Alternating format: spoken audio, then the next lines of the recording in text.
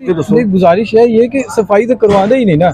एक बंदा छड़ देंगे ने इत्थे वो उथों लैके एंड तक चलदा है, वो कितनी को सफाई करेगा? कोई सफाई नहीं होती। फिर दूसरी बात यह 5 फुट डूंगा नाल है ना अगर तो उहदे 4 फुट गार चलदी पई, 1 फुट ते पानी किन्ना कुछ चलेगा पानी? यह भी तो देखो ना, यह सारियां चीज़ां ने जिहड़ी कि तुसीं बात कीती उस दिन नईम साहब नूं ते उन्हां ने इस बात नूं छुपावन वास्ते, अपनी बुराई नूं छुपाउण वास्ते कहता कि उत्थे रेत दे तोड़े सटे हुई, जी सरासर बिल्कुल गलत बात है।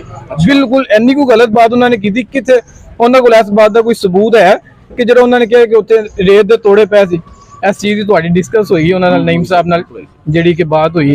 इधर सफाई नहीं करवाते, सिर्फ और सिर्फ झूठे दावे तस्वीरां सारा कुछ चल रहा, लेकिन काम नहीं हो रहा। सारा पैसा खा जाते हैं, इस काम ते पैसे लांदे ही नहीं, सफाई होवे कम में तमाम तकलीफ दूर होवे। इंदा मसला इंदा हल यही है कि पानी नूं ना तकसीम किया जाए, जिंदा जंग विकास आबद साहब ने काफी लड़ी सी जो नाला बनता पे सी जमातपुरे वाला, उनके वास्ते उन्होंने स्टेज भी लिया, सारा कुछ किया, लेकिन उनकी साडे नहीं सुनी कि जो भी होया तकसीम भी किया जाए ते नाल सफाई भी सफाई तो बहुत जरूरी है ना। सफाई करवाएंगे तो पानी नीचे हो जाएगा।